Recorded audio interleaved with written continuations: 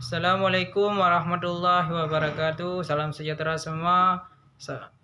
Sebelum kita memulai pembelajaran, kita mengucapkan dulu Bismillahirrahmanirrahim. Jadi adik-adik sekalian, Bapak akan menjelaskan sedikit tentang dasar-dasar kehujahan Al-Quran dan hadis. Dari minggu sebelumnya Bapak sudah menjelaskan sedikit tentang pengertian Al-Quran, hadis, sunnah, ab'ad, dan ahsan adik-adik sekalian. Jadi minggu ini kita akan melanjutkan pembelajaran kita adik-adik sekalian tentang dasar-dasar kehujahan Al-Quran dan hadis. Jadi pengertian Al-Quran dan hadis adik-adik sekalian. Pengertian Al-Quran. Al-Quran secara bahasa adalah masdar kata benda dari kata kerja qara yang bermakna bacaan. Adik-adik sekalian.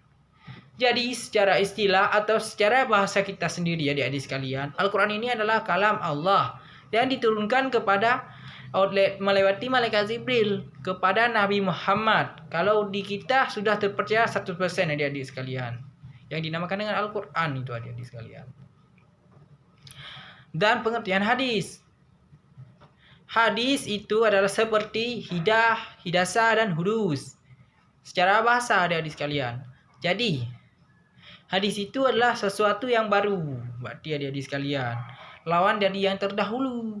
Contohnya, perkataan Nabi, perbuatan Nabi.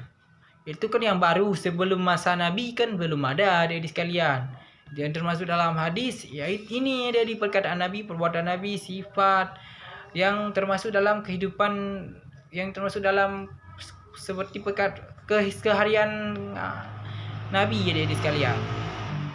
Itu yang secara bahasa kita ada di pengertian hadis. Dan ada juga dalil kehujahan Al-Quran dan hadis adik-adik sekalian.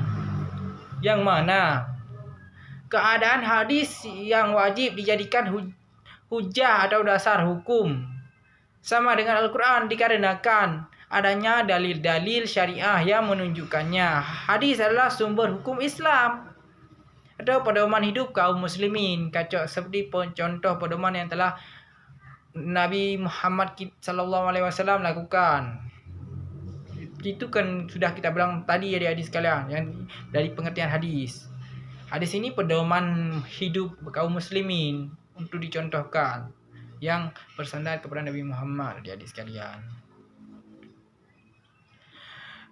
Kenapa berpegang kepada hadis? Karena selain memang diperintahkan oleh Al-Quran adik-adik sekalian, juga untuk memudahkan dalam menentukan perkara yang tidak dibicarakan secara rinci atau yang sama sekali tidak dibicarakan di dalam hukum-hukum utama.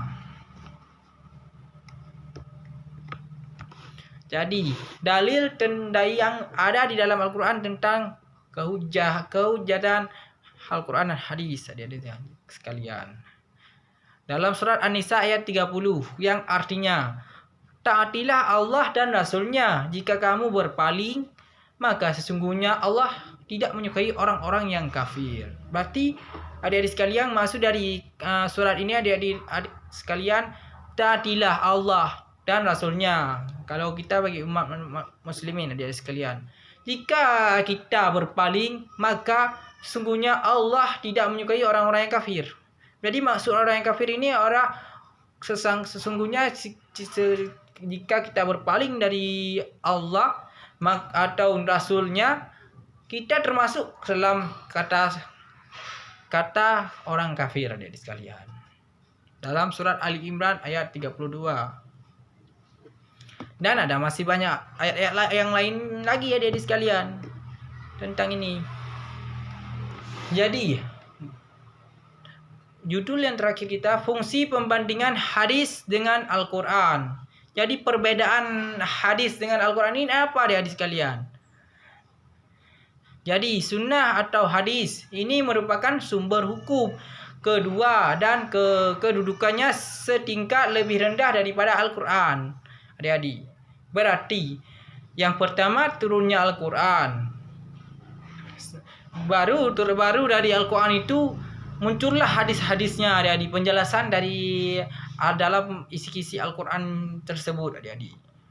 Jadi ini sedangkan Al-Quran adalah kalamullah yang diriwayatkan Allah lewat malaikat Jibril secara lengkap berupa lafaz dan sanadnya sekalipun. Sedangkan lafaz hadis bukanlah dari Allah, melainkan dari redaksi Nabi sendiri. Dari kebiasaan Nabi sendiri. Itulah yang dinamakan dengan hadis. Berarti secara besar, garis besarnya adik-adik, kalau Al-Quran ini adalah langsung dari Allah Subhanahu wa taala. Kalau sedangkan hadis atau bisa dinamakan dengan sunnah, itu adik-adik sekalian dari perbuatan, perkataan Nabi dan sebagainya, adik-adik sekalian. Sekian dari saya sampaikan hari ini. Bapak mohon maaf kalau ada kekurangan. Wabillahi taufiq wal hidayah. Assalamualaikum warahmatullahi wabarakatuh.